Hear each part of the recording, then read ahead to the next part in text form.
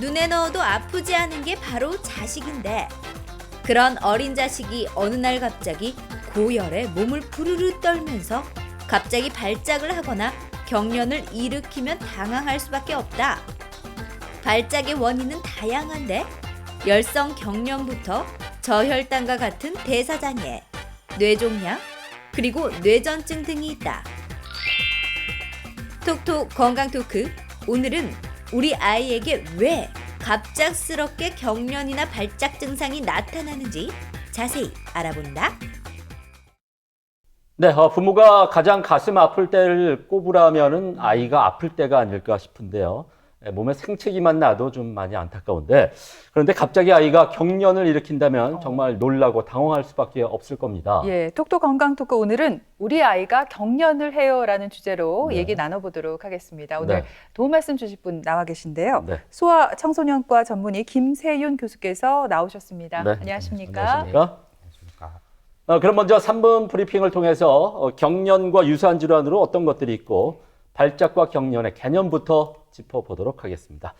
교수님 부탁드리겠습니다. 네. 많은 경우에 경련이라고 표현하기도 하고 또는 발작이라는 표현을 하기도 하는데 우리 이제 머리에 있는 대뇌라는 큰 중요한 장기에 전기적인 활동이 비정상적으로 발생했을 때 돌발적이고 또는 어떤 경우는 이제 일시적으로 생기는 어떤 변화를 얘기합니다. 경우에 따라서는 운동 또는 감각 자율신경계 이상을 보이기도 하는데 많은 경우에 의식이 소실되기도 합니다. 이런 발작이나 경련하는 이런 표현하고 간질 또는 뇌전증이라는 표현을 혼용해서 쓰는 경우가 있는데 최근에 이제 간질이라는 표현은 뇌전증이라는 질환으로 병명이 바뀌었고요. 이런 경련이 다른 이유 없이 2번 이상 자꾸 반복되는 경우를 우리가 뇌전증이라고 진단을 붙입니다. 그런 뇌전증이라는 병을 주정상으로 하면서 특정 연령에서 특징적인 어떤 임상 증상을 가진 경우를 우리가 뇌전증 증후군이라고 더 달리 구분해서 얘기합니다. 이런 경련들이 이제 비슷한 유사한 증상들이 많이 생기는데요. 그 뇌전증이라는 병 때문에도 이제 경련이 생기지만 뇌전증이나 간질이라고 우리가 표현하는 병이 아니더라도 실신이나 또는 호흡 중지 발작 또는 수면 장애 또는 여러 가지 다른 질환으로도 경련이 생길 수 있습니다.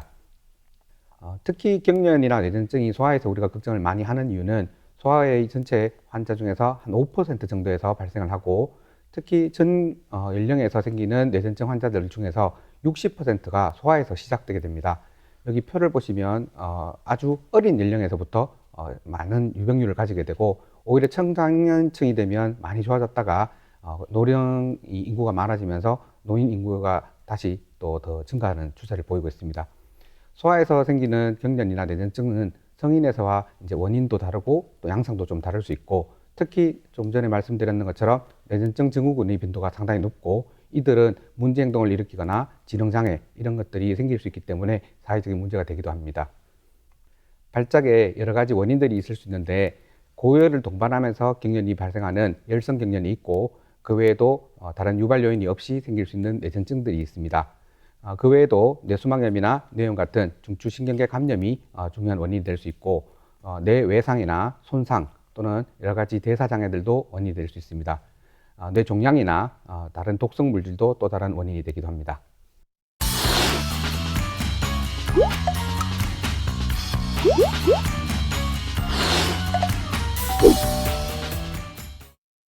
네, 방금 네. 살펴본 것처럼 발작을 일으키는 원인이 정말 다양하기 때문에 네. 진단을 내리기가 쉽지 않을 것 같습니다. 네. 그렇다면 꽤 여러 가지 검사를 받아야 하겠죠? 네, 진단을 하는 데는 다른 질환들과 마찬가지로 병력 청취가 가장 중요하겠습니다.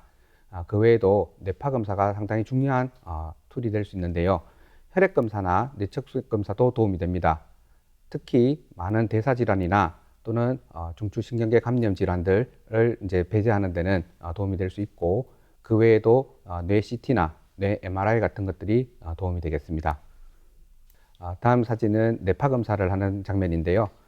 뇌파 검사는 우리가 머리에 중요한 가상의 선을 긋고 중요한 부분에 뇌 전극을 붙인 다음에 검사를 시행합니다. 오른쪽 아래쪽에처럼 뇌파를 찍게 되면 사진이 나오게 되고 경우에 따라서는 이 뇌파와 또 환자의 상황을 같이 보기 위해서 왼쪽 그림처럼 비디오를 같이 이용하기도 합니다. 그리고 그 외에 또 다른 중요한 검사는 머리 MRI겠는데요. 이 MRI는 머리에 어떤 구조적인 이상이 있는지를 반드시 찾아야 되는 중요한 진단 툴이 되겠습니다. 아이를 키워본 우리 부모님들은 이런 경험 많이 하실 거예요. 밤에 38도 이상 열이 나다 보니까 고열이 나서 아이의 옷을 벗기고 밤새도록 간호하고 그러다가 또 안 되니까 응급실로 뛰어간 경험 저도 있거든요. 교수님, 이 고열이 참 위험한 것 같아요. 아이들이 어느 정도 클 때까지는 또 고열을 특히 조심해야 된다고 들었거든요. 네, 맞습니다. 특히 5세 미만의 아이들은 고열이 날 때 경련이 동반될 수 있습니다. 이렇게 고열이 나면서 생기는 열성경련이라는 병은 좀 전에 말씀드린 것처럼 내전증과는 조금 다릅니다. 말 그대로 유발 요인이 있는 거죠. 그래서 소아에서 가장 흔한 발작 질환은 열성경련이고 대개는 5세 미만의 아기, 특히 3개월 또는 6개월 돌전의 애들이 많이 생깁니다. 고열과 동반되게 되고 이런 경우에는 사실은 이제 뇌수막염이나 뇌염 같은 중추신경계의 감염과 반드시 감별하는 것이 중요합니다. 이런 열성경련은 경우에 따라서는 자꾸 재발하기도 하기 때문에 한번 생겼던 애들은 다음에도 또 생길 수 있기 때문에 열이 고열이 날 때는 해열제를 적극적으로 쓰는 것이 중요하고 경우에 따라서는 열이 나는 원인이 무엇인지 또 뇌수막염이나 뇌염을 완전히 배제하는 것이 중요하겠습니다. 네, 잘 놀던 아이가 갑자기 쓰러지거나 몸을 막 벌벌 떤다면 우리 부모님들 진짜 뭐 깜짝 놀라고 당황하실 수밖에 없을 텐데요.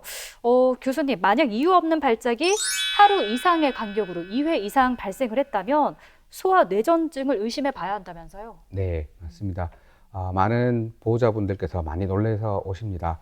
아이들이 갑자기 경련을 하거나 의식을 잃고 쓰러지고 하면 참 놀라시는 일이 많은데 전체적으로 뇌전증의 종류는 크게 봐서 이제 뇌의 어떤 한 부분에서 생기는 국소 발작을 하는 경우가 있고 또는 뇌 전체에서 하는 전신 뇌전증이 있습니다. 또는 어떤 경우에는 아직까지 이제 국소냐 전신이냐 이렇게 두 개로 구분하기 힘든 경우도 있고 처음에 말씀드린 것처럼 특징적인 어떤 증상을 가진 뇌전증 증후군도 있을 수 있습니다. 그 중에서 특히 부분 발작이라는 것은 뇌의 한 부분에서 경련이 유발되게 됩니다. 경우에 따라서는 의식 소실이 있을 수도 있고 또는 어떤 경우에는 의식 소실이 따르지 않기 때문에 본인이 경련하는 것을 느끼는 경우도 있습니다.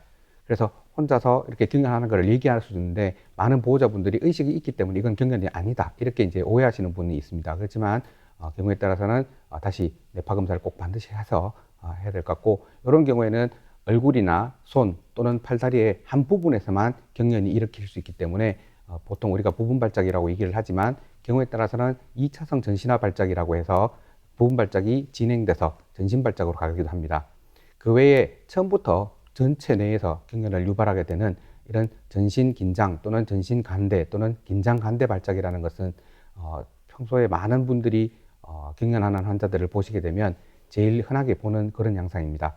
가장 심한 발작 양상이고 의식을 잃고 쓰러지게 되고 전신이 막 뻣뻣해지면서 경우에 따라서는 소변을 본다든지 또는 대변을 보는 경우도 있고 본인은 의식이 완전히 소실되기 때문에 무슨 일이 있었는지 잘 모르는 경우도 있고 상당히 긴 시간 동안 경련하는 위험한 병으로 진행되기도 합니다.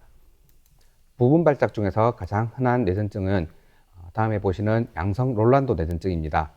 양성 롤란도 뇌전증이라는 병은 소아에서 볼 수 있는 부분 발작으로 의식 장애가 있을 수도 있고 없을 수도 있지만 전체적으로는 예후가 아주 좋은 병으로 알려져 있습니다. 대개 청소년기, 중학교 들어갈 정도 되면 저절로 낫기도 하고 저절로 낫는 경우가 많기 때문에 약을 쓰지 않고도 좋아지는 경우가 많습니다. 많은 보호자분들이 뇌전증으로 진단을 하고 약을 안 써도 된다고 해서 많이 놀라시는 경우가 있는데요. 이 양성 롤란도 뇌전증이라는 병은 저절로도 잘 낫기 때문에 꼭 항경련제를 쓸 필요는 없습니다. 다만 증상이 호전이 안 되고 또는 너무 심한 경련을 하는 경우는 특수한 경우에 약을 쓰는 경우도 있습니다. 증상은 자는 도중에 잘 발생하게 되고 운동 증상이나 감각 증상이 주로 얼굴에 국한되어 생기기 때문에 얼굴이 갑자기 실룩실룩 거린다든지 자다가 침을 많이 흘린다든지 하면 우리가 의심해 봐야 되겠습니다. 다음에 말씀드리는 결신 뇌전증은 전신 발작 중에서 소아에서 가장 흔한 병이라고 생각하시면 되겠습니다. 처음에 말씀드린 것처럼 경련이 부분 발작을 하는 경우도 있고 전신 발작을 하는 경우도 있는데 전신 발작을 하는 경우에서 제일 흔한 것이 이 바로 결신 뇌전증입니다. 이 결신 뇌전증의 특징적인 증상은 말을 하다가 또는 자기가 보통 잘하는 행동을 하다가 갑자기 행동을 멈추는 증상을 보입니다. 한 15초 정도에서 20초 정도가 흔한데 대개 30초 이내고 갑자기 멈춰 있다가 또 다시 돌아와서 자기 원래 하던 일을 합니다. 그래서 다른 사람들이 보기에는 경련인지는 전혀 모르고 있는 경우도 있고 또는 학교에서 애가 자꾸 멍하게 있다고 얘기하면서 집중 안 한다고 막 혼내고 이러다가 병원에 와서 진단되는 경우도 있습니다. 발작 이전의 행동을 그대로 할 수 있기 때문에 본인도 잘 모르고 지내는 경우가 많고 또 과호흡이 이렇게 시키면 잘 유발되기 때문에 엄마나 다른 친구들하고 과호흡을 하다가 다른 장난을 치다가 경련이 유발되기도 합니다.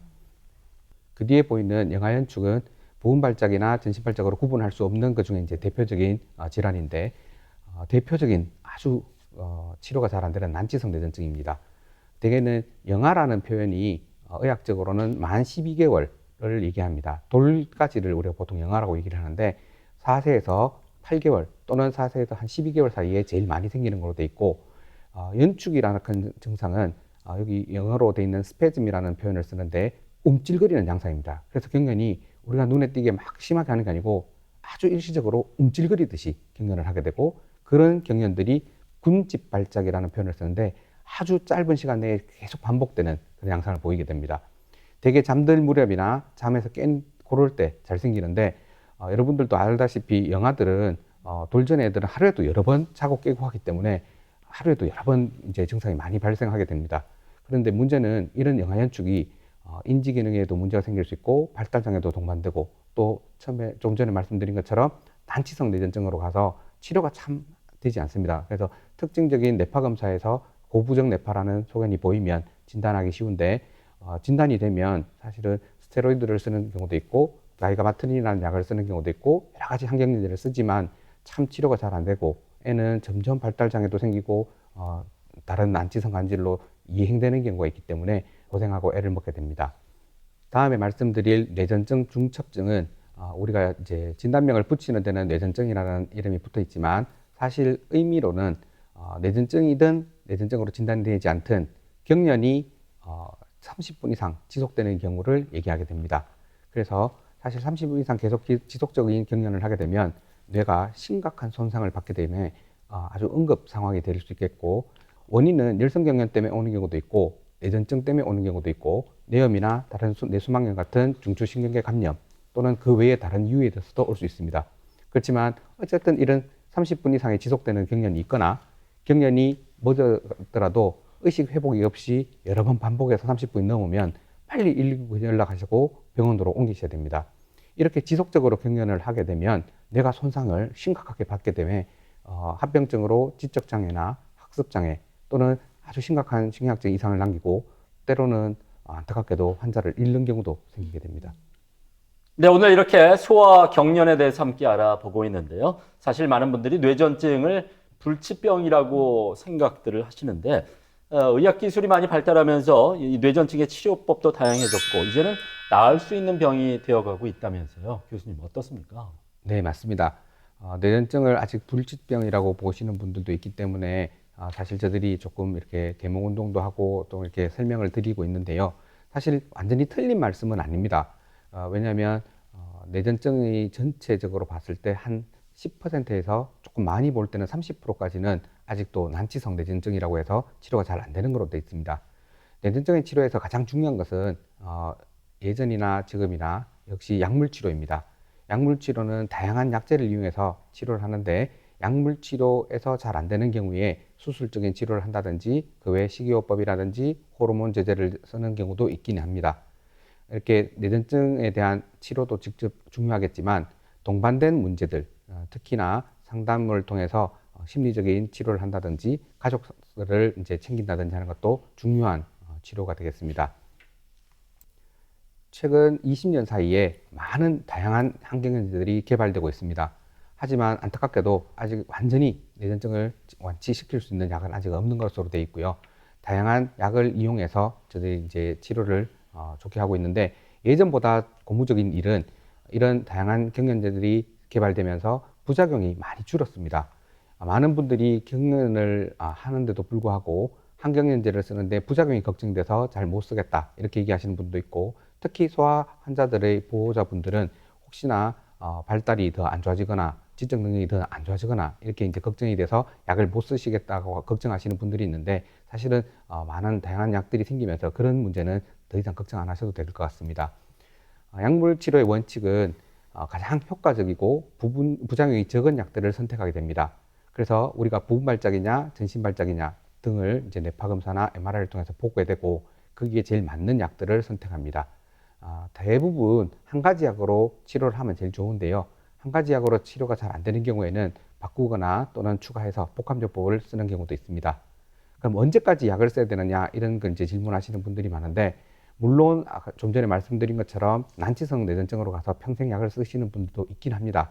그렇지만 대부분의 환자들은 최소 한 2년 내지 3년 정도 경련이었고 마지막 뇌파 검사가 정상으로 돌아오면 서서히 약을 줄여서 완전히 약을 끊을 수 있는 상황이 오기도 합니다.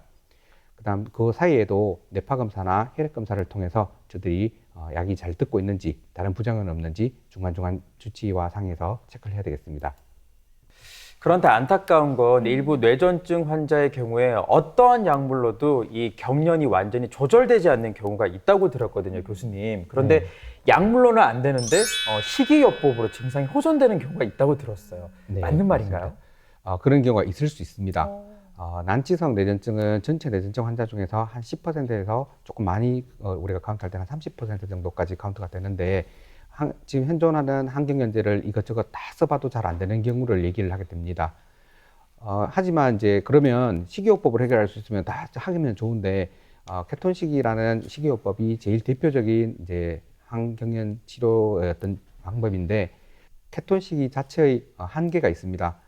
많은 환자들이 성장기에 있는 어린이들이고 케톤식으로 인해서 영양의 불균형이 오거나 또 케톤식이라는 게 당을 극단적으로 줄이고 지방이나 단백질을 위주로 식사를 하게 되는데 이런 경우에 환자들이 잘 견뎌내지 못하는 그런 경우가 있게 됩니다. 또 케톤식이가 안 되면 다음 방법으로는 뇌전증을 수술을 하거나 또는 미주신경 자극술이라고 해서 심장 페이스메이커 같은 것들을 여기 이제 왼쪽 심장 위에다가 넣어가지고 미주신경이라는 신경을 자극하는 그런 방법이 있지만 완벽한 방법은 아직까지도 없습니다. 케톤 생성 식이요법은 난치성 뇌전증 치료에서 항경련제를 다양하게 써보아도 안 되는 경우에 대안으로 우리가 고려해 볼 수 있습니다. 하지만 아주 극단적인 저혈당을 유지해야 되는 치료 방법으로 고지질 또는 고단백질 식사를 하게 되는 한계가 있고 자라나는 아기들한테 영양 불균형이 올 수 있는 또는 고지질 혈증이 올 수 있는 여러 가지 이제 불균형적인 어떤 문제가 생길 수 있습니다.